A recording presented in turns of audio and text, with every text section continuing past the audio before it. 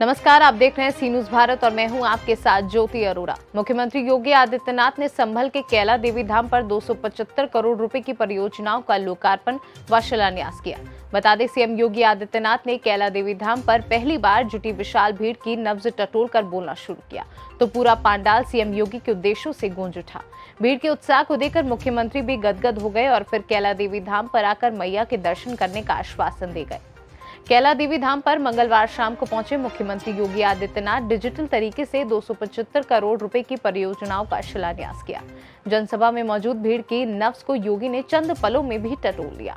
मां कैला देवी का गुणगान किया, संभल के पौराणिक ऐतिहासिक अतीत का बखान किया और कहा कि तालिबान को समर्थन देने वाले लोग यहां पैदा हो गए। ये सुनकर जनसभा मौजूद लोगों ने तालियां बजाकर मुख्यमंत्री की बात का समर्थन किया और योगी के नारों से जनसभा स्थल गूंज उठा। मुख्यमंत्री बोले, समाजवादी पार्टी का चेहरा है, सपा महिला दलित अति पिछड़ा हिंदू के साथ ही बच्चों की विरोधी है। तालिबान अफगानिस्तान में बर्बरता कर रहा है, ये किसी से छिपा नहीं है। भारत विरोधी महिला विरोधी गतिविधियों में शामिल लोगों को कानून के दायरे में लाकर सब कार्य करेंगे। गौ माता को छोड़ने वाला खुद को सुरक्षित महसूस नहीं कर रहा है। संभल भीड़ के टटोलने के बाद मुख्यमंत्री ने कहा कि 2017 से पहले गौ माता सुरक्षित नहीं थी, लेकिन अब गौ माता को छोड़ने वाला खुद को सुरक्षित महसूस नहीं कर रहा है। बेल ही नहीं, किसानों की भैंसा चोरी हो जाते सपा बसपा और कांग्रेस का धंधा बंद हो गया है। अब अवैध बूचड़खाने बंद हो गई। बहन बेटियां स्कूल नहीं जा पाती थी, अब बहन बेटियों की तरफ आंख उठाकर देखने वालों की दुर्योधन दुशासन जैसी दुर्गति हो जाएगी, क्योंकि वहां सब सुनकर बीच बीच में जनसभा स्थल जयकारों से गूंज उठा।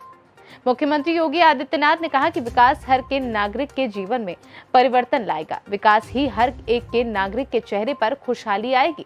कहीं पानी, कहीं आईटीआई, कहीं चिकित्सालय, अंदर का भवन नहीं, शौचालय, कहीं बिजली या स्कूल कॉलेज, जहां जहां जिस चीज की आवश्यकता होगी हम उसे पूरा करने के संकल्प के साथ आगे बढ़ रहे हैं। के प्रयास से महंत श्री ऋषिराज गिरिजी महाराज के सहयोग से आज इस क्षेत्र का ये पवित्र धर्मस्थल पर्यटन विकास की एक नई आभा के साथ संभल को एक नई दिशा देने की ओर अग्रसर हो रहा है। मैं इस अवसर पर आप सबका हृदय से अभिनंदन करता हूं, स्वागत करता हूं। भाइयों बहनों, आपका बहुत पौराणिक और ऐतिहासिक अतीत रहा है। अलग अलग कालखंड में अलग अलग नामों से इस जनपद और इस क्षेत्र को जाना जाता रहा है, लेकिन हमने समय के अनुरूप इस क्षेत्र में अपने आप को तैयार न करने के कारण कैसे भावनाओं के साथ खिलवाड़ होता है। एक तरफ सरकार संकल्प लेती है कि हम दंगा नहीं होने देंगे, बहन बेटियों की इज्जत के साथ खिलवाड़ नहीं करने देंगे, आस्था के साथ खिलवाड़ करने की छूट किसी को नहीं देंगे। वही दुखद है कि यहां पर कुछ तालिबान को समर्थन करने वाले लोग भी पैदा हो गए हैं। और याद करना, यह समाजवादी पार्टी का वह चेहरा है जो महिला विरोधी है, दलित विरोधी है, अति पिछड़ा विरोधी है, हिंदू विरोधी है और बच्चों के भी विरोधी है। तालिबान किस प्रकार की बर्बरता ढा रहा है अफगानिस्तान में, ये किसी से छुपा हुआ नहीं है, लेकिन किस बेशर्मी के साथ समाजवादी पार्टी के कुछ नेताओं के द्वारा तालिबान का समर्थन किया जा रहा है। इसीलिए कहा गया कि जो भारत विरोधी गतिविधियों में, महिला विरोधी गतिविधियों में लिप्त तत्वों का समर्थन करेगा, कानून के दायरे में ला करके बहुत सख्त कार्रवाई करेंगे।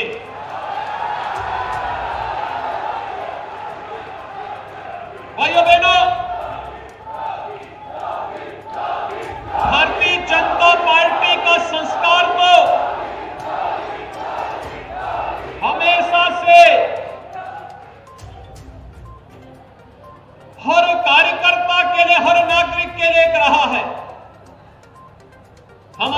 कार्यकर्ता इस संकल्प के साथ चलता है कि व्यक्ति से बड़ा दल और दल से बड़ा देश। हमने अपनी स्वयं की उपासना विधि को जब आवश्यकता पड़ी राष्ट्र धर्म के लिए तो एक और रख करके राष्ट्र की सेवा के लिए अपने आप को समर्पित किया। लेकिन कुछ लोग ऐसे भी हैं जो अवसर मिलने पर भारत विरोधी गतिविधियों में लिप्त होने और उनको प्रश्रय देने में कोई कोताही नहीं बरतेंगे। लेकिन जब तक मोदी जी का आशीर्वाद और उनका नेतृत्व देश को है, आप निश्चिंत होकर के रहिए, भारत के अंदर कोई बान बांका नहीं कर पाएगा और उत्तर प्रदेश के अंदर कोई दंगा करने का दुस्साहस नहीं कर पाएगा।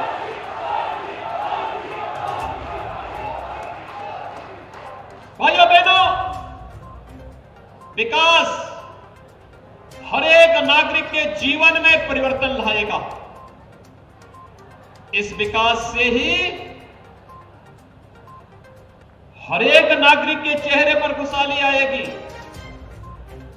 कहीं सड़क, कहीं बिजली, कहीं पानी, कहीं आंगनबाड़ी भवन, कहीं चिकित्सालय का भवन, कहीं आईटीआई, कहीं पॉलिटेक्निक, कहीं डिग्री कॉलेज, कहीं इंटर कॉलेज।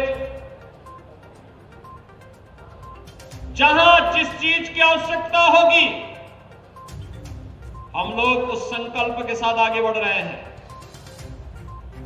आप देख रहे होंगे कोरोना के दौरान विपक्षी दलों के लोग घरों में बैठ करके मौज मस्ती कर रहे थे, ट्विटर पर आरोप प्रत्यारोप कर रहे थे और मोदी जी के नेतृत्व में भारत सरकार और उत्तर प्रदेश सरकार भी जनता जनार्दन की सेवा के लिए अपने आप को समर्पित होकर के कार्य कर रही थी।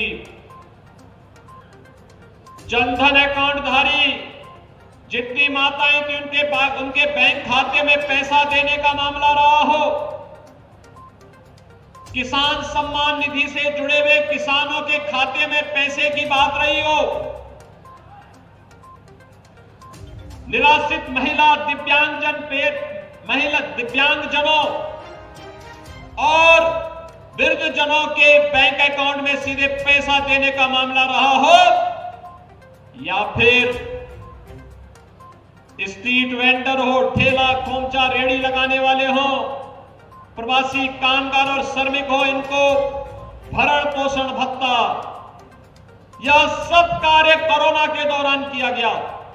फ्री में उपचार की व्यवस्था भी की गई और जनता जनार्दन का आशीर्वाद भारतीय जनता पार्टी को मिला तो प्रधानमंत्री जी ने कहा कि संकट के समय में हर गरीब को फ्री में राशन भी मिलना चाहिए।